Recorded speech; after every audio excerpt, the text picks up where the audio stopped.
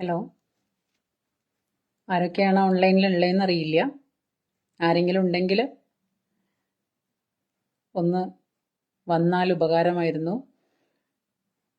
കാരണം നമ്മൾ പറയുന്ന കാര്യങ്ങൾ നിങ്ങൾ കേൾക്കുന്നുണ്ടോ, വീഡിയോ ക്ലിയർ ആണെന്നൊന്ന് അറിയാൻ വേണ്ടി മാത്രമാണ്. ആരെങ്കിലും ഉണ്ടെങ്കിൽ ഒരാൾ വന്നിട്ടുണ്ട്, ആരാന്നറിയണില്ല, പേര് കാണുന്നില്ല. 3 പേരായിട്ടുണ്ട്, പക്ഷേ അതിൽ പേര് കാണിക്കാനായിട്ട് സമയം വൈകുമെന്ന് തോന്നുന്നു. ഇൻ്റർനെറ്റ് സ്ലോ ആയതുകൊണ്ടാണോ എന്നറിയില്ല. എന്തായാലും പേര് കാണുന്നതാണെങ്കിൽ ഞാൻ 4 പേരൊക്കെ എത്തിയിട്ടുണ്ട്, പക്ഷേ ആരെയും ഇതിനകത്ത് ഒന്ന് ഹായ് ഇടാവോ? ഹായ് കമൻസ് ഇടുവാണെങ്കിൽ എനിക്ക് തോന്നുന്നത് പേരാരുടെയും എഴുതി കാണിക്കുന്നില്ലല്ലോ. ഒത്തിരി പേര് വന്നിട്ടുണ്ട്. ഓക്കെ, ജയ സൈമൺ, നമസ്തേ. പിന്നെ അടുത്തത് ആരാണ്? ഓക്കെ, നമസ്തേ, ഹായ്. ഇനി ആരാണ്? കുറേ പേരെ കാണിക്കുന്നുണ്ട്, പക്ഷെ ആരുടെയും പേര് കാണുന്നില്ല. സൈമണ മാത്രമേ കാണുന്നുള്ളല്ലോ. എനിവേ, ഞാൻ ഒരുപാട് ദീർഘിപ്പിക്കുന്നില്ല. ഫോളോവേഴ്സ് ആയിരിക്കും വന്നത്. ആയിക്കോട്ടെ, ഫോളോവേഴ്സാണ്. പക്ഷെ കുറേ പേര് പ്രൊഫൈല് കാണുന്നുണ്ട്, പക്ഷെ പേരെഴുതി കാണിക്കുന്നില്ല. അതെന്താണെന്നാണ് മനസ്സിലാവാത്തത്. നമുക്ക് പ്രൊഫൈല് കാണുമ്പോൾ പെട്ടെന്ന് അങ്ങനെ പേര് ഓർമ്മ വരില്ലല്ലോ, അതുകൊണ്ടാണ്. ഓക്കെ, പതിയെ ശരിയാവുമെന്ന് വിചാരിക്കുന്നു. വന്നവരെല്ലാവരും ഒരു നമസ്തയോ അല്ലെങ്കിൽ ഹായ് ഇടുകയാണെന്നുണ്ടെങ്കിൽ എനിക്ക് തോന്നണ വരാം. അതിപ്പോൾ സൈമൻ്റെ മെസ്സേജ് മാത്രമേ കാണുന്നുള്ളൂ. എനിവേ, ഞാൻ വീണ്ടും ഇന്ന് വന്നത് വിഷയം സ്ലോ കണക്ഷൻ എന്ന് എഴുതി കാണിക്കുന്നുണ്ട് കേട്ടോ. അതാ സോറി, സ്ലോ കണക്ഷൻ എന്ന് എഴുതി കാണിക്കുന്നുണ്ട്, അതായിരിക്കും. എനിവേ, അപ്പോൾ ഇന്ന് വീണ്ടും വിഷയങ്ങൾ ഓക്കെ, നമസ്തേ സൈമൺ. ഇന്ന് വീണ്ടും വിഷയങ്ങൾ പഴയ വിഷയം തന്നെയാണ്. അത് ഇന്നൊന്നും കൂടെ പറയാനായിട്ട് ഞാനിത് ശ്രമിക്കുന്നത് എന്താണെന്ന് വെച്ചാൽ, ഈ സമൂഹത്തിൽ ജീവിക്കുന്ന ഒരുപാട് കുടുംബങ്ങളും പിന്നെ ഫാമിലീസും അങ്ങനെയൊക്കെയുള്ള ഈ നാട്ടിൽ ഓരോരുത്തരും വന്നിരുന്നിട്ട് ഇങ്ങനെ വായിക്കുക തോന്നുന്ന കോതയ്ക്ക് പാട്ടെന്നുള്ള രീതിയിൽ വിളിച്ചു പറഞ്ഞാൽ പറയുന്നത് വിജേഷ് നമസ്തേ. അപ്പം പറയുന്നത് മുഴുവനും വെള്ളം തൊടാതെ വിഴുങ്ങിയിട്ട് പോലീസ് അറസ്റ്റിന്റെ രീതികളുമായിട്ട് മുന്നോട്ട് പോകുന്നു. ഈ പറയുന്ന ആൾക്കാർക്ക് ജീവനും കൊണ്ട് ഓടേണ്ട ഗതികേട് വരുന്നു. അപ്പൊ അങ്ങനെ വരുന്ന നമ്മുടെ നാട്ടില് ഈ പറയുന്ന കേസുകൾ, അതായത് ഇവര് വിളിച്ച് പറയുന്ന തോന്നിവാസങ്ങൾ എത്രത്തോളം, ഞാനത് ആദ്യം ടെലികാസ്റ്റ് ചെയ്ത അല്ലെങ്കിൽ ആദ്യം അത് കണ്ട ആ വീഡിയോയില് അത് ഐ തിങ്ക് എവിടെയാണ് ഞാനത് കണ്ടേന്ന് ഓർക്കുന്നില്ല, പക്ഷെ ഞാനത് ആദ്യമായിട്ട് കണ്ട ആ ലിങ്കിൽ ഇപ്പൊ പോകുമ്പോൾ ആ വീഡിയോ അവിടെ ഇല്ല. എനിക്ക് തോന്നുന്ന ബാലചന്ദ്രമേനോൻ അത് കേസ് കൊടുത്തിട്ട് അത് വീഡിയോ അവര് ഡിലീറ്റ് ചെയ്തോ അത് ഹൈഡ് ചെയ്യോ സംതിങ് അങ്ങനെ എന്തോ ചെയ്തിട്ടുണ്ട്. അപ്പൊ ഇത് ഒരു ഹാസ്യരൂപേണ ഒരു വീഡിയോ കിട്ടി സെർച്ച് ചെയ്തപ്പോൾ. അതാണ് ഞാനിപ്പോ നിങ്ങളുടെ മുന്നിൽ കാണിക്കാൻ പോകുന്നത്. അപ്പോ ഈ സ്ത്രീ പറയുന്ന രീതികളും ഈ സ്ത്രീ പറയുന്ന അവസ്ഥകളും ഒന്ന് ചിന്തിച്ചു നോക്കിക്കഴിഞ്ഞാൽ ചത്തു കിടക്കുന്ന പോത്തെണീറ്റ് ഓടും. അത്രയ്ക്കും ഭയാനകമാണ്. അത് മാത്രമല്ല, ഇതിന് സ്ത്രീ എന്ന് പറഞ്ഞിട്ട് കൂട്ടി വിളിക്കാനായിട്ട് ലോകത്ത് നമ്മുടെ ഈ ഓൾ വേൾഡിൽ തന്നെയുള്ള എല്ലാ സ്ത്രീകൾക്കും, ഏത് സംസ്കാരത്തിൽ ജീവിക്കുന്ന സ്ത്രീകളായാലും, ഏത് തേർഡ് റൈറ്റ് പരിപാടി ചെയ്യുന്ന സ്ത്രീകളായാലും, അല്ലെങ്കിൽ ഏതൊക്കെ നിലയിൽ എത്രത്തോളം തരം താഴ്ന്ന് ജീവിക്കുന്ന സ്ത്രീകളായാലും അവരെല്ലാം ബെറ്ററാണ്. ഞാൻ നോക്കിയിട്ട് അവരെല്ലാം ബെറ്ററാണ് ഇതിനേക്കാളും. അത്രയ്ക്കും തരം താഴ്ന്ന ഒരു എന്താ പറയാ, വെറും കൂതറ എന്ന് പറഞ്ഞാല് വെറും കൂതറ. ഇതുപോലെ തരം താഴ്ന്ന മനുഷ്യന് ഇങ്ങനെ തരം താഴാൻ പറ്റുമോ? എനിക്കറിയാൻ പാടില്ല. അപ്പോ ഇവര് വന്നിരുന്ന് പറയുന്ന ഓരോരോ കാര്യങ്ങളും കേട്ട് കഴിഞ്ഞാല് അത്ഭുതം കൊണ്ട് നമ്മളെല്ലാരും കണ്ണു തള്ളി പോകുന്നു. അതുപോലത്തെ കാര്യങ്ങളാണ് പറയുന്നത്.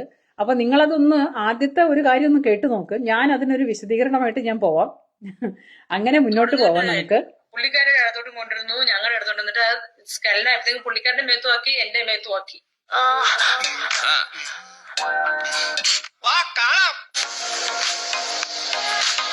പുറമേ കാണുന്ന മുഖമല്ല നമ്മൾ പുള്ളിനെ പേഴ്സണൽ ആയിട്ട് കാണുമ്പോ വളരെ വികൃതമായ ഒരു മനുഷ്യനാണ് ഈ ബാലചന്ദ്രൻ മേനോൻ എന്ന് പറയുന്ന ആള്. അത് എനിക്ക് പറയാതിരിക്കാൻ പറ്റത്തില്ല. കാരണം അദ്ദേഹം ഒരു ബഹുമാനം അദ്ദേഹം അർഹിക്കുന്നില്ല. കാരണം അത്രത്തോളം ഹൊറിബിൾ ആയിരുന്നു ഞാൻ കണ്ട കാഴ്ച. നീ കണ്ടത് എന്താണെന്ന് പറ. ലഡ്ഡുക്കെ ഉണ്ടല്ലോ ചേട്ടാ, ഈ ചെറുപഴം എന്താവല്ല. ആദ്യത്തെ ദിവസം തന്നെ എന്നെ വിളിച്ചു. ഒരു 12 മണിയായപ്പോ അന്ന് എന്നോട് അമ്മ വന്നിട്ടുണ്ട്. റൂമിൽ കിടന്നപ്പോ മിനു ഉറങ്ങിയോ? ഞാൻ പറഞ്ഞില്ല. അങ്ങോട്ടൊന്നും ഒരു റൂമിലോട്ട് ഒരു കാര്യം പറയാനുണ്ട്. അപ്പൊ ഒരു കുട്ടിയുടെ ഒച്ച കൂടെ കേട്ടോണ്ട് ഞാൻ ആ റൂം. ഒരു സെക്കൻഡ്. ആദ്യത്തെ പ്രാവശ്യം വിളിച്ചു. എത്രയാണ് സമയം? 12 മണി. രാത്രി 12 മണിക്ക് മീനു ഉറങ്ങിയിട്ടില്ല. രാത്രി 12 മണിക്ക് മീനു ഉറങ്ങിയിട്ടില്ല. മീനു ഉറങ്ങാറേ ഇല്ല. അപ്പൊ രാത്രി 12 മണിക്ക് മീനു ഒന്ന് വരും മുറിയിലെന്ന് പറയുമ്പോ ഈ ലജ്ജയും നാണവും മാനവുമുള്ള ഒരു സ്ത്രീയാണെന്നുണ്ടെങ്കിൽ അവരെന്തു പറയും? അയ്യോ സാറേ സോറി, ഈ സമയത്ത് എനിക്ക് വരാൻ ബുദ്ധിമുട്ടുണ്ട്. അതായത് കുടുംബത്ത് പിറന്ന മനുഷ്യനായ മൂക്ക് കിഴിപ്പിട്ടുള്ള ഒരു സ്ത്രീയാണ് എന്നുണ്ടെങ്കിൽ, മാന്യതയുള്ള ഒരു സ്ത്രീയാണെന്നുണ്ടെങ്കിൽ അവരെന്തു പറയും? അയ്യോ എനിക്ക് ഈ സമയത്ത് വരാൻ ബുദ്ധിമുട്ടുണ്ട് സാർ എന്ന് പറയും. അപ്പൊ രാത്രി 12 മണിക്കാണ് ഇവരെ വിളിക്കുന്നത്. രാത്രി 12 മണിക്ക് വിളിക്കുമ്പോഴും പോകാനുള്ള മനസ്സുണ്ടല്ലോ, അത് സമ്മതിക്കാതെ വയ്യ. നമോവാഹം. രാത്രി 12 മണിക്ക് വിളിച്ചിട്ട് ആര് വിളിക്കുവാണെങ്കിലും അവരുടെയൊക്കെ കൂടെ പോവാൻ തയ്യാറായിട്ടിരിക്കുന്ന ഈ ചേച്ചിയുടെ മനസ്സ് നമ്മൾ കാണാതെ പോകരുത്. അങ്ങനെ കാണാതെ പോയാലുണ്ടല്ലോ പാവം കിട്ടും. അത്രയ്ക്ക് നിഷ്കളങ്കയായ, അത്രയ്ക്കും ഇന്നസെന്റ് ആയ ഒരു ചേച്ചിയാണ്. ആര് വിളിച്ചാലും പോവും. ആരെയും വിഷമിപ്പിക്കാൻ ചേച്ചിക്ക് പറ്റില്ല. ചേച്ചി അത്രയ്ക്കും ഹൃദയ വിശാലതയുള്ള, ഇന്നുള്ള എല്ലാവരും ഹൃദയത്തിനൊക്കെ വിശാലത വളരെ കുറവാണ്, പക്ഷെ ചേച്ചിയുടെ ഹൃദയത്തിന്റെ വിശാലത വളരെ കൂടുതലാണ്. അങ്ങനെ 12 മണിക്ക് അവിടെ ചെന്നിട്ട്, അതായത് അതിന്റെ കൂടെ ഈ കഷായത്തിന് മേമ്പടി ചേർക്കുന്ന പോലെ പറയുന്ന ഒരു കാര്യമുണ്ട്. ഈ ബാലചന്ദ്ര മേനോൻ എന്ന് പറയുന്ന വ്യക്തി ഉണ്ടല്ലോ, മഹാവൃത്തികെട്ട വ്യക്തിയാണ് എന്നാണ് പറയുന്നത്. അപ്പൊ ഈ സ്ത്രീ പറയുമ്പോഴും നമ്മളെല്ലാവരും ചിന്തിക്കാത്ത ഒരു സംഗതി, ഞാൻ നിങ്ങളെ ശ്രദ്ധിച്ചിട്ടില്ലെങ്കിൽ ഞാൻ പറയാണ്, ഇവരുടെ ഫുൾ നെയിം കണ്ട് ഞാൻ കേട്ടിട്ടുള്ളത് മീനു മുനീർ എന്നാണ്. മീനു മുനീർ. അപ്പൊ ഇതൊരു ജിഹാദിസം മണക്കുന്നുണ്ട് എനിക്ക്. അപ്പുറത്തുള്ള ആളുടെ പേരെന്താണ്? ബാലചന്ദ്ര മേനോൻ. ആഹാ, ബാലചന്ദ്ര മേനോൻ എന്ന് പറഞ്ഞാൽ ഇപ്പോഴും ജാതിവാലും പേരിന്റെ അറ്റത്ത് കൊണ്ട് നടക്കുന്ന ഇയാളെ നിന്ന് ശരി ഒടിച്ചു മടക്കിയിട്ടുള്ള കാര്യമുള്ളൂ എന്നും പറഞ്ഞ് ചേച്ചി രണ്ടും കൽപ്പിച്ച് ഇറങ്ങിയതാണ്. ബാലചന്ദ്ര മേനോൻ എന്ന് പറയുന്ന വ്യക്തിത്വത്തിനെതിരെ ആഞ്ഞടിക്കാൻ വേണ്ടിയിട്ട് അവിടെ ചെന്നപ്പോ ആഞ്ഞടിച്ചത് ബാലേന്ദ്ര മേനോനാണ്. I'm sorry. അപ്പോ ബാലചന്ദ്ര മേനോൻ എന്ന് പറയുന്ന വ്യക്തിത്വത്തിനെതിരെ ആഞ്ഞടിക്കാനായിട്ട് ചേച്ചി ഇറങ്ങി തിരിച്ചിട്ട് ചേച്ചി അവിടെ ചെന്ന് കാണുമ്പോൾ കാണുന്ന കാഴ്ച, ഓ മൈ ഗോഡ്, എന്റെ മേത്തേക്ക് തെറിപ്പിച്ചു, കാണാൻ കൊള്ളൂല. എന്ത്? രാത്രി 12 മണിക്കാണ്. ഹായ് ഗമേഷ്. രാത്രി 12 മണിക്കാണ് ഇദ്ദേഹം ഈ കാഴ്ച കാണാനായിട്ട് അവിടെ ചെല്ലുന്നത്. ബാലചന്ദ്ര മേനോൻ അവിടെ ചെന്നപ്പോ 3 യുവതികൾ ഇങ്ങനെ നിരന്ന് കിടക്കുന്നുണ്ട്. 3 അവിടെ ഭയങ്കരമായിട്ട് വെള്ളടി നടക്കുന്നു. അപ്പോ ഈ സംഗതികൾ, അപ്പൊ ഈ 3 പേരെയും മാറി മാറി മാറി മാറി ബാലചന്ദ്ര മേനോൻ ഈ സംഗതികൾ ചെയ്തുകൊണ്ടിരിക്കുന്നു. അതൊക്കെ ലൈവായിട്ട് ഇവർ കണ്ടു, ആസ്വദിച്ചു. അത് കഴിഞ്ഞിട്ട് അവര് ചെയ്യുന്ന കൂട്ടത്തിൽ ബാലേന്ദ്ര മേനോൻ ഇവരെയും കൂടെ, ഇവരുടെ മേലേക്കും കൂടെ തെറിപ്പിച്ച് ഇവരെയും കൂടെ എന്താ പറയാ, എനിക്ക് പറയാൻ വാക്കുകൾ കിട്ടുന്നില്ല, ആ അവസ്ഥയിലേക്ക് കൊണ്ടാക്കി എന്നാണ് പറയുന്നത്. അപ്പൊ നിങ്ങളൊന്ന് ചിന്തിച്ചു നോക്ക്. രാത്രി 12 മണിക്കാണ് ചേച്ചി ഭയങ്കരമായ വിശാല മനസ്കതയോട് കൂടിയിട്ട് അദ്ദേഹത്തിന്റെ അടുത്തോട്ട് പോയത്. ഇനി അടുത്ത ഭാഗം കൂടെ നമുക്കൊന്ന് കേൾക്കാം. ചെന്നപ്പോ ആ കുട്ടീനെ ഇങ്ങനെ ഭീഷണിപ്പെടുത്തിക്കൊണ്ടിരിക്കണം. ആ കുട്ടി ഇങ്ങനെ എന്തോ കണ്ടു ഭയന്ന പോലെ ഇങ്ങനെ തുറച്ചു നോക്കിക്കൊണ്ടിരിപ്പുണ്ട് ബാലേന്ദ്ര മേനോനെ. ഞാൻ ചോദിച്ചു, എന്താ സാറേ? ഇവിടെ ഇരിക്കാം, ഈ കുട്ടിക്ക് ഭയങ്കര പേടിയാ. അപ്പോൾ ഞാനാകെ ബ്ലിങ്ക് അടിച്ചത്, എന്തോടാ വാട്സ് ഗോയിങ് ഓൺ. പിന്നെ ഒരു ദിവസമാണെങ്കിൽ ഇതുപോലെ രാത്രി അല്ല, ഞാനൊന്ന് ബ്ലിങ്ക് അടിച്ചു. അതായത് ഈ 16-17 വയസ്സുള്ള ഈ യുവ തരുണി, ഈ 16 വയസ്സേ ആയിട്ടുള്ളൂ. എന്താണെന്നറിയില്ല, ഈ ലോകം എന്താണെന്നറിയില്ല. ബാലചന്ദ്ര മേനോന്റെ അടുത്തേക്ക് ചെന്നപ്പോ അവിടെ കാണുന്നത് എന്താണെന്നറിയില്ല. ബാലചന്ദ്രമേനോൻ വിവസ്ത്രനാണ്. അപ്പൊ ആദ്യമായിട്ട് കാണുന്ന സംഭവങ്ങളൊക്കെ കണ്ട് പേടിച്ച് വിറങ്ങലിച്ച് മറ്റുള്ളവർക്കും കൂടെ ഭയങ്കരമായിട്ട് ഭയാനകമായ ഒരു അവസ്ഥയിൽ ചെന്ന് പെട്ടപ്പോഴ് എന്താണെന്നറിയാതെ ആകെ എന്താ പറയാ വിജൃംഭിച്ചു എന്നാണ് പറയുന്നത്. ചേച്ചി ആകെ ആദ്യമായിട്ട് കണ്ട കാഴ്ചയാണ്. കാരണം ഈ ചേച്ചിയുടെ പല വെബ്സൈറ്റ് വീഡിയോസും ഇപ്പൊ പുറത്തേക്ക് ഇറങ്ങുന്നുണ്ട്. ഇദ്ദേഹം ഈ ചേച്ചിയുടെ പൂർണ്ണമായ വീഡിയോസും അല്ലാത്ത വീഡിയോസും പിന്നെ ശരീരത്തിന്റെ ഭാഗങ്ങളൊക്കെ നാട്ടുകാർക്ക് വിൽക്കാനായിട്ട് വെച്ചിട്ട് നമ്മൾ ഈ വഴിക്കച്ചവടക്കാരെയൊക്കെ കണ്ടിട്ടില്ലേ? ആ വഴിക്കച്ചവടക്കാരെ അവര് ചെറിയ ചെറിയ സാധനങ്ങൾ കൊണ്ടുവന്ന് വെച്ച് വിൽക്കുന്നവർക്ക് അതിനേക്കാളും മാന്യതയുണ്ടെന്നാണ്. അത് അവരുടെ വയറ്റിപ്പഴപ്പിന് വേണ്ടിയിട്ടാണ്. അപ്പോ ഇത്രയും നല്ല മനുഷ്യര് വയറ്റിപ്പഴപ്പിന് വേണ്ടി അവരുടെ വീട്ടിലുണ്ടായ പച്ചക്കറികളോ അല്ലെങ്കിൽ അവരുടെ കയ്യിലുള്ള സാധനങ്ങളോ വഴിവെക്കിൽ കൊണ്ടുവച്ച് വിൽക്കുന്നത് പോലെ ഈ ചേച്ചി അവരവരുടെ ദേഹത്തുള്ള സർവമാന സംഭവങ്ങൾ നാട്ടുകാർക്ക് കാണിച്ചിട്ട് വേണോ എന്ന് ചോദിക്കുന്ന ഒരു വീഡിയോ ഞാൻ കണ്ടായിരുന്നു. അത്രയ്ക്കും പതിവ്രതയായ, അത്രയ്ക്കും പരിശുദ്ധയായ, അത്രയ്ക്കും നിഷ്കളങ്കയായ ഒരു ചേച്ചിയാണ്. അപ്പൊ അതുകൊണ്ട് ചേച്ചിയുടെ അടുത്ത എപ്പിസോഡും കൂടെ നമുക്കൊന്ന് കേൾക്കാം. രാത്രി വിളിച്ചപ്പോ ഞാൻ ചെന്നപ്പോ ഹലോ മിനു, അപ്പൊ എന്നോട് ഞാൻ ആദ്യമേ തന്നെ പറഞ്ഞു സിനിമാ ഫീൽഡ് എന്ന് വെച്ചാൽ വളരെ നിങ്ങൾ ഉദ്ദേശിച്ച പോലെ വളരെ രസമുള്ളതാണ്, അത് ഞാൻ ഇൻട്രൊഡ്യൂസ് ചെയ്തുതരാം എന്താണ് ഫിലിം ഫീൽഡ് എന്നൊക്കെ അങ്ങനെ എന്റെ മുന്നിൽ പറഞ്ഞിട്ടുണ്ട്. ആ സാധനം എങ്ങനെയുണ്ട്? സംശയമില്ല, പോക്കസ്. എനിക്ക് തോന്നി ആദ്യം കണ്ടപ്പോഴേ അവർക്ക് നമ്മളോട് ലൈൻ ഉണ്ട്. കുറച്ച് രാത്രിയൊക്കെ വിളിച്ചുകൊണ്ട് 1 മണിയായി കാണും. എനിക്ക് ദേഷ്യമൊക്കെ വന്നു, നമുക്കൊന്നും പറയാനും പറ്റത്തില്ല.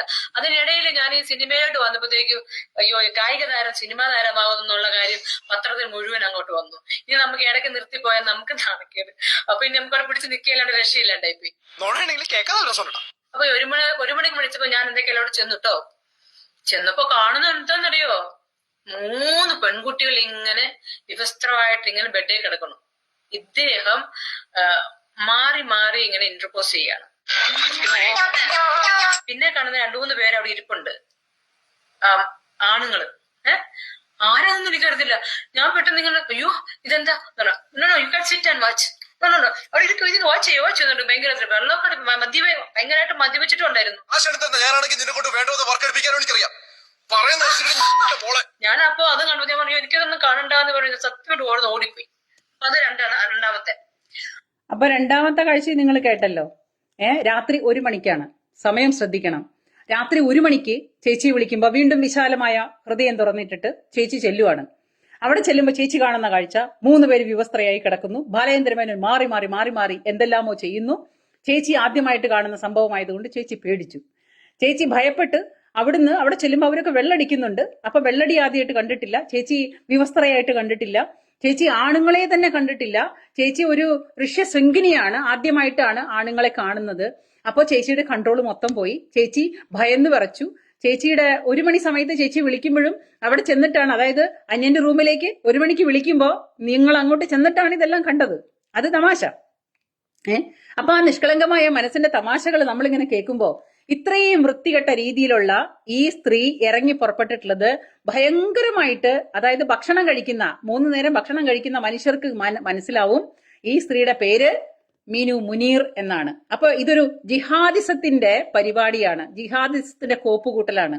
ഈ സ്ത്രീ തന്നെ പലതരത്തിലുള്ള മതങ്ങളെയും മുതലെടുപ്പ് നടത്തിയിട്ട് വേഷം കെട്ടിയിട്ട് ആ തരത്തിലും ഇവര് പരിപാടി നടത്തുന്നത് നമ്മൾ കണ്ടിട്ടുണ്ട്. ഇവരുടെ പല വീഡിയോസും ഉണ്ട്. പിന്നെ എന്താ പറയാ, പർദ്ദയെല്ലാം ഇട്ടുകൊണ്ട് മുസ്ലിം ആവും, കുറച്ചു കഴിഞ്ഞാൽ ക്രിസ്ത്യാനിയാവും, കുറച്ചു കഴിഞ്ഞാൽ ഹിന്ദു സംസ്കാരത്തിലേക്ക് വരും. അങ്ങനെ ഓരോ ദിവസത്തിലും 4, 5, 6 പ്രാവശ്യം മതം മാറി മതങ്ങൾക്കനുസരിച്ച് കോലം കെട്ടി അതിൽ നിന്നും പൈസ ഉണ്ടാക്കുന്നു. അതും പോരാതെ ശരീരഭാഗങ്ങളെല്ലാം മറ്റുള്ളവരെ പ്രദർശിപ്പിച്ച് എന്റെ കയ്യിൽ ഇത്രയും സംഭവങ്ങളുണ്ട്, ഇത്രയും വലിപ്പത്തിലുണ്ട്, ആർക്കെങ്കിലും ആവശ്യമുണ്ടോ എന്ന് പറഞ്ഞിട്ട് വഴിക്കച്ചവടക്കാരുടെ പോലെ വഴിക്കച്ചവടം നടത്തി, അതായത് ഈ ശരീരത്തിന്റെ ഭാഗങ്ങള് പ്രദർശിപ്പിച്ചിട്ട് അതിൽ നിന്നും പൈസ വരുമാനം ഉണ്ടാക്കുന്ന, അതായത് ഇന്നത്തെ മനുഷ്യരുടെ മാനസിക ഒരു എന്താ പറയാ വൈകൃതങ്ങളുണ്ട്. ചില മനുഷ്യർക്ക് ഒരു മാനസിക വൈകൃതങ്ങളുണ്ട്. കാരണം ഈ ജാതി പെണ്ണുങ്ങൾ വന്നിട്ട് എന്തെങ്കിലും ഒരു തുമ്പും തുണി മാറ്റുവാണെന്നുണ്ടെങ്കിൽ അത് തന്നെ ലോകമേ എന്നുള്ള രീതിയിൽ അതിന്റെ പുറകെ പോകുന്ന കുറെ പാവം പൊട്ടന്മാരുണ്ട്. അപ്പോ ഈ ആൾക്കാര് ഇവരെ പോലുള്ള പൊട്ടന്മാരെയാണ് ഇവർ പറ്റിക്കുന്നത്. അപ്പൊ ഇത് കാണിച്ചിട്ട് വഴിവാണിഭത്തിനിരിക്കുന്ന ഈ സ്ത്രീയാണ് പറയുന്നത്, ഞാൻ ഒന്നുമേ അറിഞ്ഞിട്ടില്ല, ഞാൻ പതിവ്രതയാണ്, ഞാൻ വളരെ വിശുദ്ധയാണ്, എനിക്ക് ഒന്നും അറിയില്ല, ഞാനൊരു പാവമാണ് എന്നാണ് സ്ഥാപിക്കാനായിട്ട് ശ്രമിക്കുന്നത്. ഇനി ആ സ്ഥാപനം കഴിഞ്ഞിട്ട് ഇനി അടുത്തത് കേൾക്കാം നമുക്ക്. അത് കഴിഞ്ഞിട്ട് വിളിച്ചത് എന്നെ വേറൊരു നടി, എന്റെ അതേ പ്രായം തന്നെ ഉള്ളൊരു നടി, ഞങ്ങൾ രണ്ടുപേരും വിളിച്ചു പറഞ്ഞു എന്റെ പൊന്നോ എന്തൊരു ഉഗ്രൻ, ഇന്ന് എനിക്ക് കാണേണ്ടത് നമ്മുടെ വയനാട് സ്റ്റൈലൊക്കെ വെച്ച് പറഞ്ഞു നിങ്ങൾ രണ്ടുപേരും ഇന്ന് ഡ്രസ്സൊക്കെ മാറണം. ഞങ്ങൾ രണ്ടുപേരും മാറണം, എനിക്കിന്ന് നിങ്ങൾ രണ്ടുപേരും കാണണം, നിങ്ങൾ രണ്ടുപേരും വ്യവസ്ഥരായിട്ട് എനിക്കിന്ന് കാണണം. അപ്പൊ സത്യമായിട്ടും എനിക്ക് എന്തെങ്കിലും വിവരമുണ്ടോ? ഒരു വിദ്യ പഠിക്കുന്നതിന് മുമ്പ് ഗുരുവിന് ദക്ഷിണ കൊടുക്കണം. ഞങ്ങൾ രണ്ടുപേർക്കും വയ്യാത്ത ദിവസം ഞങ്ങൾ എന്റെ പരസ്പരം നോക്കി നോസ് അയ്യോ നോ അങ്ങനെ പുള്ളിക്കാരൻ അങ്ങ് മടുത്ത് പറഞ്ഞു രണ്ടുപേരും മാറുന്നില്ല. അപ്പൊ പുള്ളിക്കാരൻ അങ്ങോട്ടങ്ങ് വ്യവസ്ഥനായി. എന്നിട്ട് പുള്ളിക്കാരൻ അങ്ങ് മാസ്റ്റർബേഷൻ ചെയ്യാൻ തുടങ്ങി. സ്വാർത്ഥ താല്പര്യങ്ങൾക്ക് വേണ്ടി ഇവിടെ വസ്തുതകളെ വളച്ചൊടിക്കുക തുടങ്ങിയിട്ട് പുള്ളിക്കാരുടെ ഇടത്തോട്ടും കൊണ്ടിരുന്നു, ഞങ്ങളുടെ ഇടത്തോട്ട് വന്നിട്ട് സ്കലിനായപ്പോഴത്തേക്കും പുള്ളിക്കാരുടെ മേത്തുമാക്കി, എന്റെ മേത്തുമാക്കി. ഞങ്ങൾ രണ്ടുപേരും അറച്ച് വേറെ ചയ്യേ സത്യമായിട്ടും. എന്നിട്ട് പിന്നെ ഞങ്ങൾ രണ്ടുപേരും ബാത്റൂമിൽ പോയി അത് കഴുകിയിട്ട് ഞങ്ങൾ അങ്ങനെ പോയി. അപ്പോ അടുത്ത തമാശ, അടുത്ത തമാശ എന്ന് പറഞ്ഞാല് ഇവരെ രണ്ടുപേരെയും വിളിക്കുന്നു. ഞാൻ മാത്രമല്ല, എന്റെ കൂടെ വേറൊരു നടി കൂടിയുണ്ട്. നടിയുടെ പേര് പറയുന്നില്ല. ഓക്കെ, ശരി. അപ്പൊ രണ്ടുപേരും കൂടിയിട്ട് വീണ്ടും ചെല്ലുന്നു. അതായത് മൂന്നാമത്തെ തവണയാണെന്ന് ഓർക്കണം. ഒരു തവണ നിങ്ങൾ പോയി പെട്ടു, രണ്ടാമത്തെ തവണയും നിങ്ങൾ പോയി പെട്ടു, മൂന്നാമത്തെ തവണയും നിങ്ങൾ പോയി പെടാൻ പോയപ്പോൾ അവിടെ ചെല്ലുമ്പം അവിടെ വേറെ ആരും ഉണ്ടായിരുന്നില്ല. ഇദ്ദേഹം മാത്രമേ ഉണ്ടായിരുന്നുള്ളൂ. അദ്ദേഹം എന്താ പറയുന്നത്? ഇന്ന് എനിക്ക് മീനുവിനെ വിവസ്ത്രയായിട്ട് കാണണം. ഈശ്വര, വിവസ്ത്രയായി കാണാൻ മാത്രം ഇത്രയും ദാരിദ്ര്യം ആർക്കിരിക്കുന്നു? എനിക്ക് മനസ്സിലാവുന്നില്ല. ഈ വഴിവാണിഭ കച്ചവടത്തില് വഴിയിൽ വെച്ച് വിൽക്കുന്ന ഈ വഴിവാണിഭത്തിന് വെച്ചിട്ടുള്ള ഈ സംഭവം എന്താ പറയാ, യുവതിയുടെ ദേഹത്തെ ഒരു ഭാഗങ്ങളും നമ്മൾ കാണാൻ ഇനി ബാക്കിയില്ല. അപ്പൊ ഇത്രയും പബ്ലിക്കായിട്ട് ഈ സംഗതി വഴിവെക്കില് കച്ചവടം വെക്കാൻ ഇരിക്കുന്ന ഇവളെ തുണിയില്ലാതെ കാണണമെന്ന് അദ്ദേഹം പറയുമ്പോ അദ്ദേഹത്തിന് അത്രത്തോളം ഗതികേട് വന്നിട്ടുണ്ടോ? നമ്മള് സമൂഹത്തിൽ നമ്മൾ ഓരോരോ വ്യക്തികളെ കാണുന്നു, അവരെ വിലയിരുത്തുന്നു. നമ്മളെല്ലാവരും നമ്മുടെ മനസ്സിൽ വിലയിരുത്തിയിട്ടുള്ള ഒരു സ്ഥാനമുണ്ട് നമ്മുടെ ബാലചന്ദ്ര മേനോൻ എന്ന് പറയുന്ന വ്യക്തിക്ക്.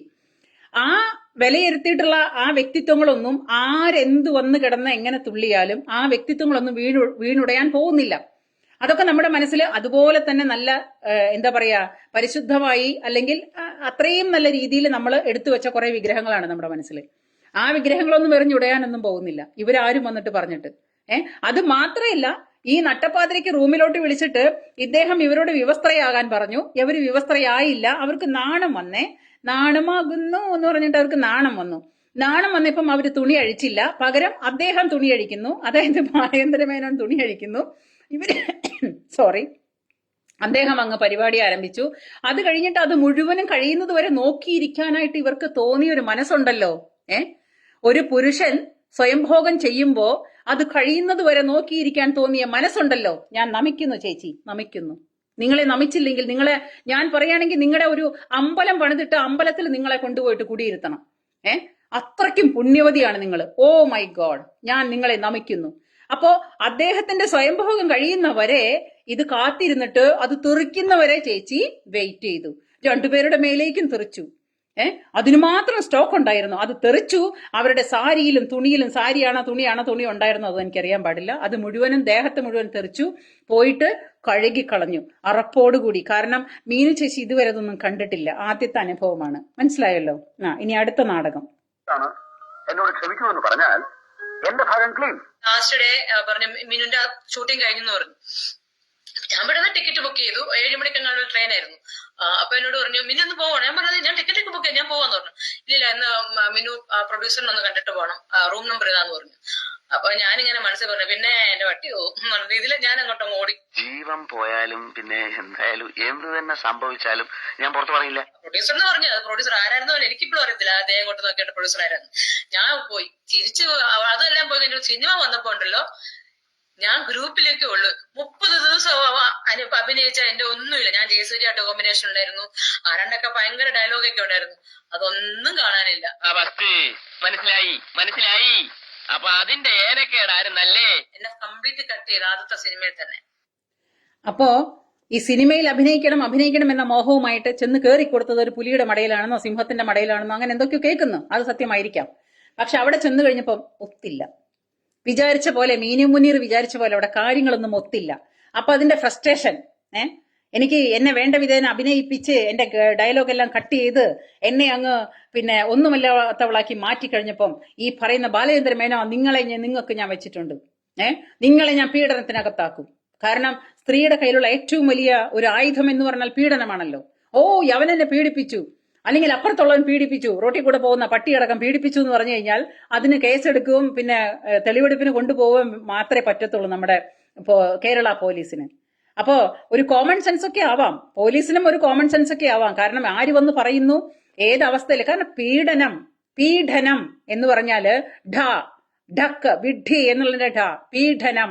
ഈ പീഡനം നടന്നു കഴിഞ്ഞാല് പീഡനത്തിന്റെ ആ വാക്കിന്റെ അർത്ഥം പോലെ തന്നെ ഒരു മനുഷ്യനെ പീഡിപ്പിച്ചു കഴിഞ്ഞാൽ അവരുടെ ദേഹത്ത് മുറിവുകളോ അവരുടെ പിന്നെ സമ്മതം ഇല്ലാണ്ടാവുമ്പം അവരുടെ വസ്ത്രം വലിച്ചു കീറേണ്ടി വരും. അല്ലെങ്കിൽ അങ്ങനെ പലതരത്തിലുള്ള ബലപ്രയോഗങ്ങളും നടന്നിട്ടുണ്ടാവും. ഈ ബലപ്രയോഗങ്ങൾ എന്നാൽ അതിന് പീഡനം എന്ന് പറയാം. നമ്മുടെ സമ്മതമില്ലാതെ നമ്മുടെ വസ്ത്രങ്ങൾ വലിച്ചു കീറി നമ്മുടെ അനുവാദമില്ലാതെ നമുക്ക് ചെറുത്തു നിൽക്കാൻ ചിലപ്പോൾ പറ്റിയെന്ന് വരില്ല. സ്ത്രീകളാണ്, പുരുഷനേക്കാളും ശക്തി കുറഞ്ഞവള് തന്നെയാണ് സ്ത്രീ. അത് സമ്മതിക്കാതെ ഒന്നും നിവൃത്തിയില്ല. അപ്പൊ അങ്ങനെ വരുന്നൊരു സമയത്ത് ഈ കീഴ്പ്പെടുത്തുമ്പോൾ സംഭവിക്കുന്ന ദേഹത്ത് പറ്റുന്ന മുറിവുകള്, ദേഹത്ത് പറ്റുന്ന പലതരത്തിലുള്ള അക്രമങ്ങള്, ഇതെല്ലാം കൂടെ കൂട്ടിച്ചേർത്തിട്ട് അതിന് അങ്ങനെയൊക്കെ ഉള്ളതാണെങ്കിൽ അതിനൊക്കെ കൂട്ടിച്ചേർത്തിട്ട് പീഡനം എന്ന് പറയാം. പിന്നെ ഒരാളുടെ വീട്ടില് അവരുടെ അനുവാദമില്ലാതെ അവരുടെ വീട്ടിൽ കയറി അതിക്രമിച്ച് കയറി അവരുടെ സമ്മതമില്ലാതെ അവരുടെ കൈക്ക് കയറി പിടിച്ച് അവരെ അവിടുന്ന് വലിച്ചെടുത്തോണ്ട് വല്ല വണ്ടിയിലിട്ടുകൊണ്ട് പോയാൽ അതിന് ഈ പറയുന്ന പോലെ പറയാം പീഡനം. പീഡനം മാത്രമല്ല, അവരെ അവിടുന്ന് പിന്നെ കിഡ്നാപ്പ് ചെയ്ത് കൊണ്ടുപോയി അവരെ ഇഷ്ടമില്ലാതെ. ഇത് സ്വയം ഇറങ്ങി തിരിച്ച് വിളിക്കുമ്പോ ഇങ്ങനെ പോവാനായിട്ട് ഇതുപോലെ ഇറങ്ങി തിരിച്ച ഇവർക്ക് ഞാൻ പറയണേ, നമ്മുടെ ഈ റോട്ടിൽ കൂടെ പോകുന്ന പാണ്ടിലോറി ഇല്ലേ, ഞങ്ങളുടെ വീടൊക്കെ ബൈപ്പാസിന്റെ അടുത്താണ്. അപ്പോ ഈ പാണ്ടിലോറികൾ ഇങ്ങനെ വേണ്ടത് പോവും. ഇപ്പം എന്താ പറയാ, ഒരുപാട് ചരക്കുകളൊക്കെ കയറ്റിയിട്ട് 10 ചക്രം ഉള്ളതും 16 ചക്രം ഉള്ളതും ഒക്കെ പോകുന്ന വലിയ വലിയ പാണ്ടിലോറികൾ പോവും. എനിക്ക് ഈ പറയുന്ന സംഗതികളൊക്കെ കേൾക്കുമ്പോൾ ഈ ലോകം മുഴുവനും കിടന്ന് ഓടുന്നൊരു പാണ്ടിലോറിയാണ് ഓർമ്മ വരുന്നത്. അത് എന്റെ മാത്രം പ്രശ്നമാണോ അറിയാൻ പാടില്ല. അപ്പൊ ഈ വിളിക്കുന്നിടത്തേക്കൊക്കെ പോകുന്ന ഈ ചേച്ചിയുടെ അവസാനത്തെ ഡയലോഗും കൂടെ നമുക്കൊന്ന് കേൾക്കാം. അതും കൂടെ കേട്ടിട്ട് നിർവൃത്തി അടയാം. ബാലേന്ദ്രമേനോൻ പക വീട്ടിയതാണ്. ബാലേന്ദ്രമേനോനും പകവെട്ടി, ജയസൂര്യയും പകവെട്ടി. ജയസൂര്യയുടെ കോമ്പിനേഷൻ ഉണ്ടല്ലോ, അപ്പൊ അവരെല്ലാരും കൂടെ അടിച്ച് നമ്മളെ താഴെയിട്ട് കളഞ്ഞു. എന്നാലും ഇത്രയും ഞാൻ പ്രതീക്ഷിച്ചില്ല. നമ്മള് വലിയ ആഗ്രഹത്തോടെയൊക്കെ വന്നതാ സിനിമയിലെ അഭിനയിക്കാൻ. എന്റെ നല്ല സത്യമാണ്, നല്ലോട്ട് പെർഫോം ഒക്കെ ചെയ്തായിരുന്നു. എന്നെ എല്ലാരും ഞാൻ ആ സിനിമ കണ്ടിരുന്നു. അപ്പൊ അതില് മിനുവിന്റെ ഒരു 2-3 സീനുകളിലെ മിനു ഉള്ളെന്ന് തോന്നുന്നു. അത്രേ ഉള്ളൂന്നേ. അത് വീട്ടുകാരൊക്കെ പറയാ 30 ദിവസം പോയിട്ട് ഇത്ര അഭിനയിച്ചോളൂ എങ്ങനെയൊക്കെ ചോദിക്കുന്നോട്. ആ ചേച്ചി പണ്ടൊന്ന് മദിരാശി പോയതാണ്. എന്തിന്? നടിയാവാനായിട്ട്. വെറുതെ ആയി ഈ അടി പിടി വെടി, ഇതാണല്ലോ സിനിമ. ജനസംസാരം അങ്ങനെയാ. റൂമിലേക്ക് പോകണമെന്ന് ബാലേന്ദ്രമേനോൻ നേരിട്ടാണ് മിനുവിനോട് പറയുന്നത്. അമ്മ സത്യാണ് നേരിട്ടാ പറഞ്ഞത്. അപ്പൊ ഇതൊക്കെയാണ് ഓരോ ദിവസം ഓരോ വെറൈറ്റിയാണ് ബാലേന്ദ്രമേനോന്റെ അല്ലേ? ആ അതെ അതെ, പുള്ളി ഒരു വൃത്തികേട് ടൈപ്പാണ്. എന്നോടത് വേണ്ടായിരുന്നു. ഇത്രേ ഉള്ളൂ. പുള്ളി വൃത്തികെട്ടവനാണെന്ന് വരുത്തി തീർക്കണം. ഈ ബാലേന്ദ്രമേനോൻ വൃത്തികെട്ടവനാണെന്ന് വരുത്തി തീർക്കാൻ ഇറങ്ങി തിരിച്ച ചേച്ചി സ്വയം വൃത്തികെട്ട്, അതായത് പബ്ലിക് റോട്ടിൽ ഇറങ്ങി നിന്നിട്ട് ചേച്ചി സ്വയം ഓരോരോ തുണികൾ വലിച്ച് ഊരി എറിഞ്ഞ് എല്ലാം തുണികളും അഴിച്ചെറിഞ്ഞ് വിവസ്ത്രയായി നൂല് വസ്ത്രമില്ലാതെ പെരുവഴിയിൽ കൂടെ ഓടുമായിരുന്നു ഈ ചേച്ചിക്ക് ഏറ്റവും നല്ല പരിപാടി. ഞാൻ എന്റെ കണ്ണുകൊണ്ട് നോക്കുമ്പോൾ ഇവർക്ക് ചേരുന്നൊരു പണി ഈ പറയുന്ന മനുഷ്യരുടെ നേരെ കൈ ചൂണ്ടിയിട്ട് ജയസൂര്യ പീഡിപ്പിച്ചു, മുകേഷ് പീഡിപ്പിച്ചു, അല്ലെങ്കിൽ ബാലേന്ദ്രമേനോൻ പീഡിപ്പിച്ചു എന്നൊക്കെ പറയുന്ന അതിനേക്കാൾ നല്ലത് ഈ മീനു മുനീർ എന്ന് പറയുന്ന പിന്നെ ചേച്ചിയെ, ആ ചേച്ചിക്ക് ഏറ്റവും പറ്റിയ അല്ലെങ്കിൽ ഏറ്റവും ഈസി ആയിട്ടുള്ള ഒരു പരിപാടി എന്ന് പറഞ്ഞാല് റോഡിൽ ഇറങ്ങി നിന്ന് പബ്ലിക് റോഡിൽ 4 ആള് കാണുന്നിടത്ത്, ആര് കാണാത്തടത്തല്ല, 4 ആള് കാണുന്നിടത്ത് ഇറങ്ങി നിന്നിട്ട് ഓരോരോ തുണികൾ ഇങ്ങനെ ഊരി എറിഞ്ഞ് എല്ലാവരുടെ മുമ്പിലും തുണിയില്ലാതെ അവിടെ കിടന്ന് ചാടിയിരുന്നെങ്കിൽ ഇതിനേക്കാളും അന്തസ്സുണ്ടായിരുന്നു അല്ലേ? അവസാനം പറയുന്നുണ്ട്, അതായത് കള്ളത്തരം പറയുമ്പോഴും ആ കള്ളത്തരം അവരറിയാതെ പുറത്തോട്ട് വരുന്നുണ്ട്. ആ സിനിമയിൽ അഭിനയിച്ചോ, അതുവരേക്കും അഭിനയിച്ചിട്ടോ ഒറ്റ സീനിൽ പോലും ഞാനില്ല. ജയസൂര്യയുടെ കൂടെ ബൈറ്റുണ്ടായിരുന്നു, അതും ഇല്ല, യാതൊന്നുമില്ല, എല്ലാം കട്ട് ചെയ്തു. 30 ദിവസം വീട്ടുകാർ ചോദിച്ചെന്ന്, 30 ദിവസം പോയി കിടന്നിട്ട് നിനക്കൊന്നും കിട്ടിയില്ലേന്ന്. അപ്പൊ ആ 30 ദിവസം ആരുടെക്കോ കൂടെ എന്തിനേക്കോ എവിടേക്കോ പോയതായിരുന്നു. അതൊന്നും ഇവിടെ പറയാൻ കൊള്ളില്ല, അതുകൊണ്ട് ചേച്ചി പറയുന്നില്ല. അപ്പൊ ചേച്ചി എന്ത് ചെയ്തു, ആ 30 ദിവസത്തെ കാര്യങ്ങൾ കറക്റ്റ് ആയിട്ട് പറഞ്ഞ് അത് ജയസൂര്യക്കും മുകേഷിനും ബാലേന്ദ്രമേനോനും കൂടെ പങ്കിട്ട് കൊടുത്തു. അതാണ് സംഭവിച്ചത്. പിന്നെ ആ സിനിമയില് ചാൻസ് തരാത്തതിന്റെയും ആ സിനിമയിൽ അഭിനയിപ്പിക്കാത്തതിന്റെയും ഒരു ഫ്രസ്ട്രേഷൻ അങ്ങോട്ട് പറഞ്ഞങ്ങ് തീർത്തു. അതങ്ങനെ. ഇനി മുകേഷിന്റെ കാര്യങ്ങൾ എടുക്കുകയാണെന്നുണ്ടെങ്കിൽ മുകേഷിനെ ഞാൻ ഒരിക്കലും വെള്ള പൂശാനൊന്നും ശ്രമിക്കില്ല. മുകേഷ് ഒന്നാന്തരം അന്തം കമ്മി ഈ പറയുന്ന തീവ്രത പൊന്നുമോനാണ്, അതിൽ ഒരു സംശയവും. അപ്പോ അദ്ദേഹത്തിന്റെ കൂടെയുള്ള പീഡനത്തിന് എങ്ങനെയാണ്, എന്നെ ഒരുപാട് കാലം കൂടെ കൊണ്ടു നടന്ന് പീഡിപ്പിച്ചതാണ് മുകേഷ്. ഒരുപാട് കാലം കൂടെ കൊണ്ടു നടന്ന് ചേച്ചിയെ പീഡിപ്പിച്ച് അവസാനം ചേച്ചി അവശയായി, തളർന്ന്.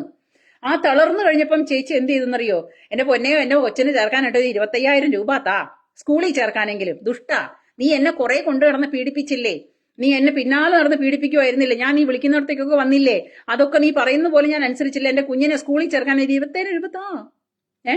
ആ 25,000 രൂപ കൊടുത്തില്ല. അന്നേരം അമ്പട മുകേഷേ, നിനക്ക് ഞാൻ വെച്ചിട്ടുണ്ട്. അപ്പൊ അന്നേരം മുകേഷിനെ നേരെ പിന്നെ പത്രക്കാരുടെ മുന്നിൽ വന്നിരുന്നോണ്ട് അയ്യോ മുകേഷ് അണ്ണൻ പീഡിപ്പിച്ച് ജയസൂര്യയുടെ കൂടെ സിനിമയിൽ കാര്യമായ റോള് കൊടുത്തില്ല. ജയസൂര്യണ്ണ നിനക്ക് ഞാൻ വെച്ചിട്ടുണ്ട്, ജയസൂര്യണ്ണനും കൊടുത്ത് വലിയൊരു പീഡന കഥ. ഇപ്പം വന്നിട്ടിപ്പം ബാലചന്ദ്ര മേനോനും കിട്ടി അവസാനം. ഇത് എല്ലാത്തിന്റെയും അവസാനം കണ്ടെത്താനായിട്ട് ഇനി എത്ര പേരുടെ പേര് ബാക്കി വരാനുണ്ടെന്ന് ചോദിച്ചു കഴിഞ്ഞാൽ പാവം റോട്ടിൽ കൂടെ ഓടി നടക്കുന്ന തെരുവ് പട്ടികൾ മാത്രമേ ബാക്കിയുള്ളൂ. ആ തെരുവ് പട്ടികൾക്ക് പോലും അറയ്ക്കും ഈ സ്ത്രീയെ തൊടാനായിട്ട്.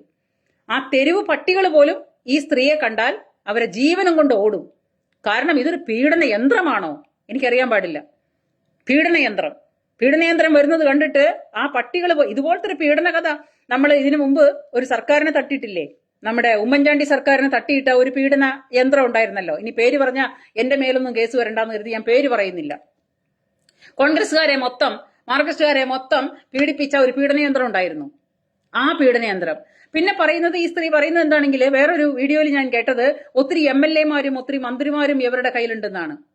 ഇത്രയും MLA-മാരും മന്ത്രിമാരൊക്കെ ഇവരുടെ ലിസ്റ്റിൽ ഉണ്ടെന്നുണ്ടെങ്കിൽ അവരും ഒന്ന് കരുതിയിരുന്നോട്ടെ, അടുത്ത എപ്പിസോഡ് ഇറങ്ങാനായിട്ട് ചാൻസ് ഉണ്ട്.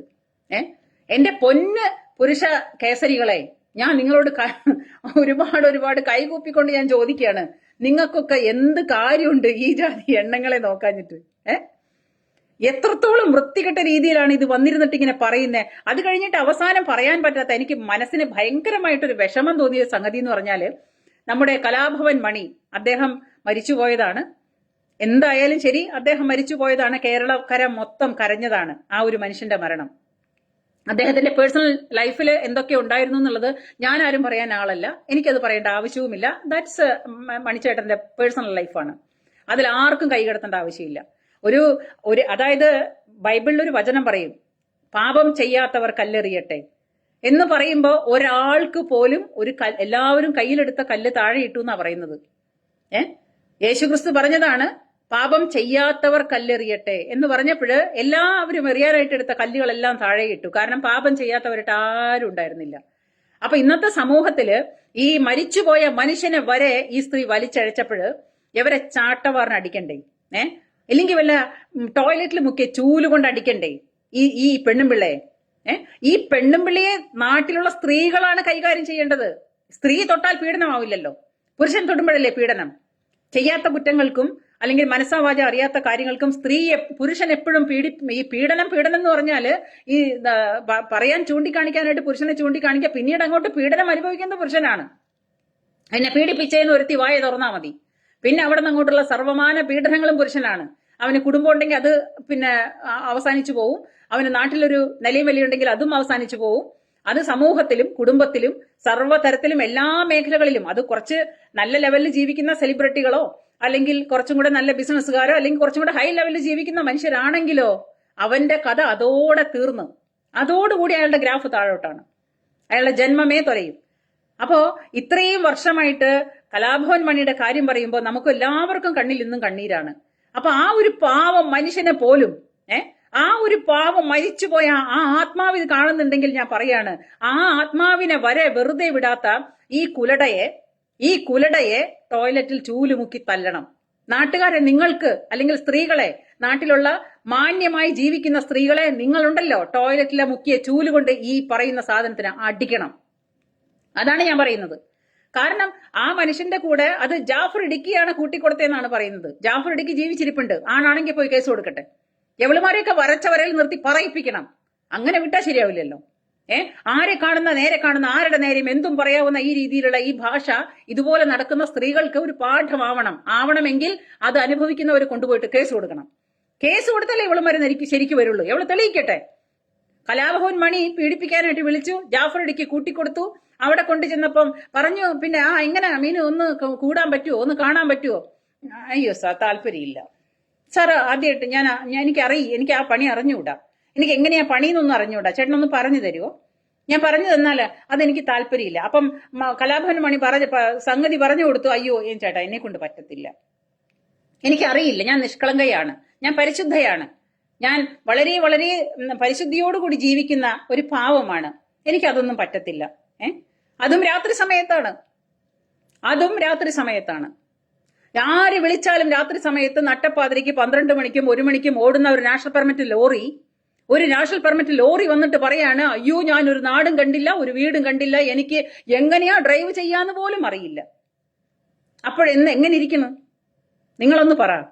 അത് മാത്രമല്ല, ഈ നാഷണൽ പെർമിറ്റ് ലോറി ഇതുപോലെ ഓടി ഓടി ഓടി ഓടി ഓരോരുത്തരും പറയുമ്പോഴും ഓരോരുത്തരുടെ നേരെ ഇങ്ങനെ പീഡന കഥകളും കൊണ്ട് പോവുകയാണെങ്കിൽ ഇത് എവിടെയെങ്കിലുമൊക്കെ ചെന്ന് കുത്തണ്ടേ, എവിടെയെങ്കിലുമൊക്കെ ചെന്ന് അവസാനിക്കണ്ടേ? അപ്പം എന്തോ കാര്യങ്ങളോ ആരോ സംസാരിക്കോ പോവോ, അത് പാടിയിൽ പോയി എന്നാ പറയുന്നത്. പാടി നമുക്ക് എല്ലാവർക്കും പരിചിതമായ ഒരു പേരാണ്. കാരണം അദ്ദേഹം മരിച്ചതിന് ശേഷം നമ്മൾ കേൾക്കുന്ന ഒരു പേരാണ് പാടി. അപ്പൊ പാടിയിൽ പോയിട്ട് ആ മരിച്ചുപോയ മനുഷ്യനടക്കം ഇവരെ ഈ പരിപാടിക്ക് വിളിച്ചുകൊണ്ട് പോയി എന്ന് പറയുമ്പോ ഞാൻ ചോദിക്കുന്നത്, ഒരു മാന്യത അല്ലെങ്കിൽ ഒരു മര്യാദ എന്തെങ്കിലും ഒന്ന് ഈ പറയുന്ന സ്ത്രീക്ക് ഉണ്ടായിരുന്നെങ്കിൽ ഇതേ തരത്തിലുള്ള ആ മരിച്ചുപോയ വ്യക്തിയെങ്കിലും വെറുതെ വിടായിരുന്നല്ലോ. അതിലെനിക്ക് ഒരുപാട് വേദന തോന്നി. ഒരു സ്ത്രീ എന്നാണല്ലോ പറയുന്നത്. സ്ത്രീ പെണ്ണ് നടിച്ചാൽ ബ്രഹ്മനും തടുക്കില്ല എന്ന് പറയും. സാധാരണ കാരണന്മാര് പറയുന്ന ഒരു ഭാഷയാണ്, പെണ്ണ് നടിച്ചാൽ ബ്രഹ്മനും തടുക്കില്ല എന്ന്, ബ്രഹ്മാവ് പോലും തടുക്കില്ല എന്ന്. ഓക്കെ, ശരി. പക്ഷേ അതിന്റെ വേറൊരു പദം കൂടി കാരണന്മാര് പറയും, പെണ്ണ് നടിച്ചാല് കുട്ടി. അത്രേ ഉള്ളൂ. അതിനങ്ങനെ ഒരു പേരും കൂടി ഉണ്ട്.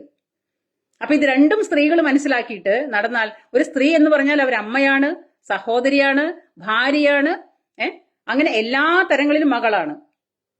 അപ്പോ സ്ത്രീകൾക്ക് പൊതുവെ എല്ലാവരോടുമുള്ള ഒരു മമത, ഒരു വാത്സല്യം, അവരമ്മയായതുകൊണ്ടും പിന്നെ സഹോദരി ആയതുകൊണ്ടും അങ്ങനെയുള്ള എല്ലാ റോളുകളും ഒരുപോലെ. അതുപോലെ എല്ലാവർക്കും നല്ല നല്ല കൂട്ടുകാരികൾ ഉണ്ടായിരിക്കാം, നല്ല ഫ്രണ്ട്സ് ഉണ്ടായിരിക്കാം സ്ത്രീകളായിട്ട്.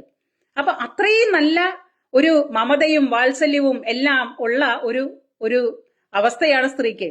ആ സ്ത്രീ എന്ന് പറയുന്ന സ്ത്രീകൾക്ക് മൊത്തം നാണക്കേടുണ്ടാക്കി, കേരളത്തിലെയല്ല ഇൻ ദ വേൾഡ് മൊത്തം സ്ത്രീകൾക്ക് നാണക്കേടുണ്ടാക്കിയിട്ട് വന്നിരുന്നിട്ട് ഇങ്ങനെ പുലഭ്യം പറയുന്ന ഈ സ്ത്രീ ഈ പറയുന്ന കാര്യങ്ങളൊക്കെ കേട്ടാൽ വേശ്യായുടെ ചരിത്ര പ്രസംഗം പോലെ അതിനേക്കാൾ തറയായി ഇനി ഈ സ്ത്രീ തരം താഴാനൊന്നുമില്ല.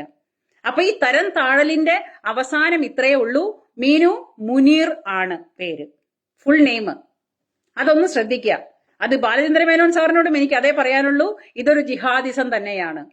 അതായത് ബാലചന്ദ്ര മേനോൻ എന്ന് പറയുന്ന ആ മേനോനോടുള്ള ഒരു പർദ്ദ, ആ ഒരു സഹിക്കാൻ പറ്റായ്മ, അൺസഹിക്കബിൾ മൈൻഡാണിത്. അപ്പൊ അതിനെതിരെ കാണിക്കുന്ന വൃത്തികെട്ട രീതിയിലുള്ള ഒരുതരം സ്വഭാവ വൈകൃതങ്ങളാണ് ഈ കാണിക്കുന്നത് ഈ സ്ത്രീ. സത്യമായിട്ടുള്ള കാര്യങ്ങൾ അങ്ങനെയാണ് എനിക്ക് തോന്നിയിട്ടുള്ളത്. നിങ്ങൾക്കും അങ്ങനെ തന്നെയാണെന്ന് വിശ്വസിക്കുന്നു. അപ്പൊ എന്തായാലും ഇന്നത്തെ എപ്പിസോഡ് ഇതുപോലുള്ള സ്ത്രീകളെ, സമൂഹത്തിൽ മാന്യമായിട്ട് ജീവിക്കുന്ന പാവം സ്ത്രീകളെ നിങ്ങൾ ഇവരെ മാന്യമായിട്ട് കൈകാര്യം ചെയ്യണം. അല്ലാണ്ട് പോലീസും കോടതിയൊന്നും ഒരു കാര്യവുമില്ല. ഇതെവിടെ എത്താനും പോകുന്നില്ല. കാരണം സിദ്ദിഖ് എന്ന് പറയുന്ന വ്യക്തിക്കും ബാലേന്ദ്ര മേനോൻ എന്ന് പറയുന്ന വ്യക്തികൾക്കും ഒരുപാട് പൈസയുണ്ട്.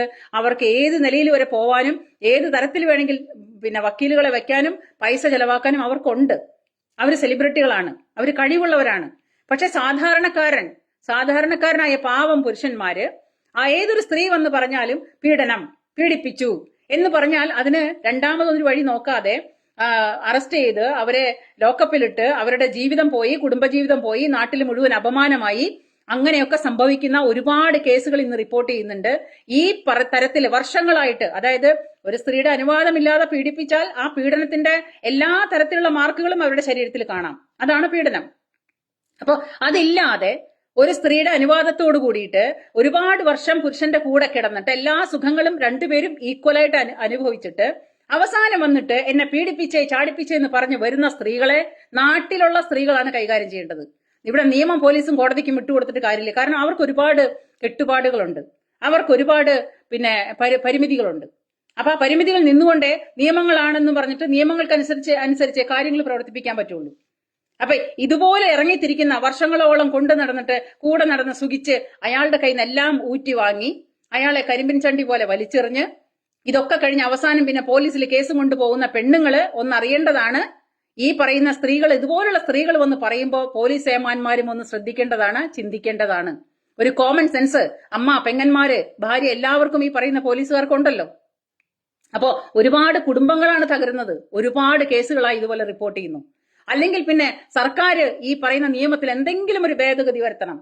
സർക്കാർ ഈ വക നിയമങ്ങളില് എന്തെങ്കിലും ഒരു ഭേദഗതി വരുത്തണം. കുട്ടികളെയും സ്ത്രീകളെയും സംരക്ഷിക്കാൻ ഉണ്ടാക്കിയ നിയമത്തില് അത് തെറ്റ് ചെയ്യാത്തവരാണെങ്കിൽ, അല്ലെങ്കിൽ ഇവരുടെ സമ്മതപ്രകാരം, ഉഭയസമ്മതപ്രകാരം നടത്തിയ തെറ്റാണെങ്കിൽ അത് കണ്ടുപിടിക്കണം, എന്നിട്ടേ കേസെടുക്കാവുള്ളൂ. അല്ലാതെ ഈ പറയുന്ന കാള പറ്റൂ എന്ന് പറയുമ്പോൾ കയറും കൊണ്ട് നടക്കുന്ന പോലീസിന്റെ ഈ പരിപാടി പോലീസ് നിർത്തിവെക്കണം. എന്റെ അപേക്ഷയാണ്. അല്ലെങ്കിൽ സർക്കാർ ഈ നിയമത്തിൽ കാര്യമായിട്ടൊരു മാറ്റം വരുത്തണം.